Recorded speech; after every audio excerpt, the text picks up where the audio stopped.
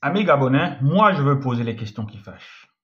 Supporters des Panthères du Gabon, moi je vais poser les questions qui fâchent. Je crois que depuis que Pep Moulouma a été nommé sélectionneur de l'équipe nationale du Gabon, voilà, c'est la première liste qui m'horripile autant.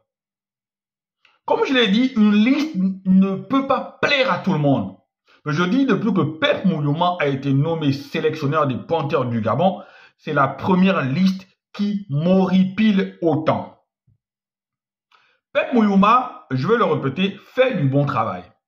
Pep Moulouma nous a qualifiés pour la Coupe d'Afrique 2025. On n'a pas été à celle du Maroc, il était impératif qu'on soit à celle, plutôt on n'a pas été à celle de la Côte d'Ivoire, il était impératif qu'on soit à celle du Maroc. Et Pep Moulouma, voilà, nous a qualifiés. Même si je pense qu'une autre personne aurait été là, vu le niveau de la poule, à part le Maroc, je pense que n'importe qui aurait qualifié le Gabon pour cette CAN-là. Maintenant, dans ces éliminatoires pour la Coupe du Monde-là, Pep Moulouma fait du bon boulot.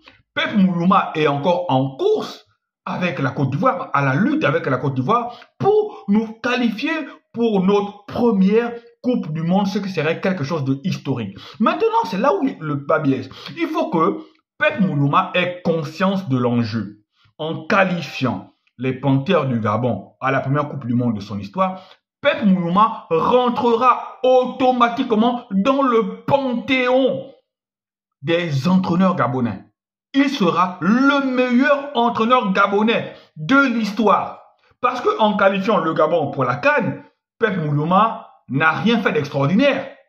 Alain Dacosta Suarez l'avait déjà fait. Et il y a d'autres qui sont venus derrière. Donc, Pep Moulouma ne te trompe pas de combat. En qualifiant le Gabon pour la première Coupe du Monde, tu rentreras automatiquement dans le panthéon du football gabonais.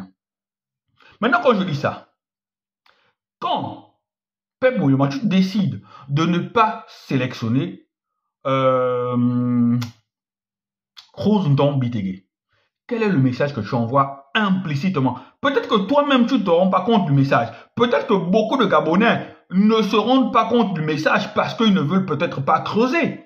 Mais quel est le message que tu envoies implicitement? Le message que tu envoies implicitement, c'est quoi? Tu peux terminer meilleur buteur du Gabon.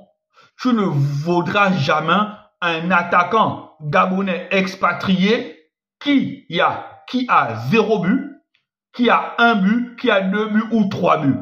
Tu peux terminer meilleur buteur du Gabon, tu ne vaudras jamais ces gens-là.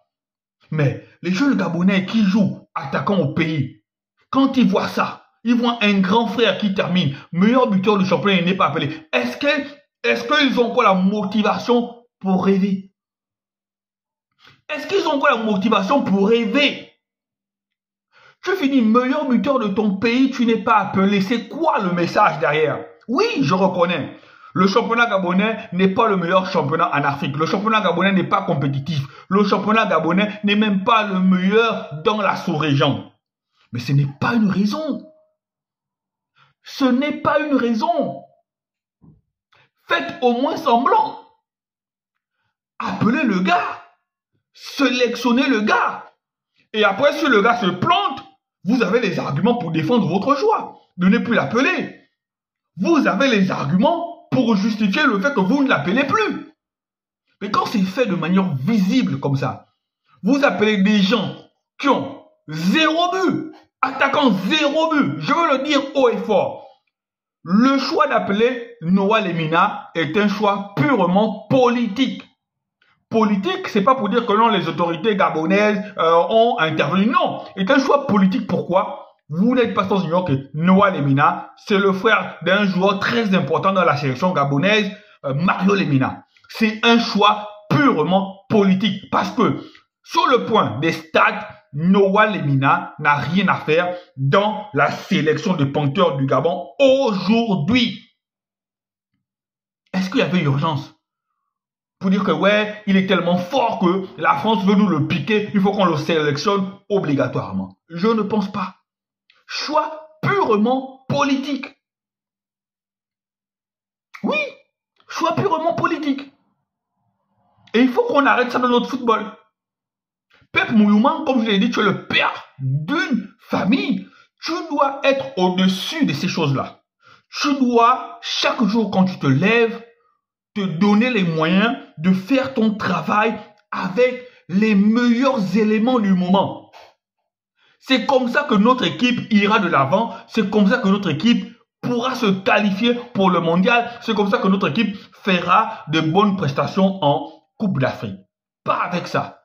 Pas avec le copinage. Pas en laissant sur le côté des joueurs qui méritent d'être en sélection et qui ne sont pas appelés. Yanis Mbemba méritait d'être appelé. Appelle une fois. On voit.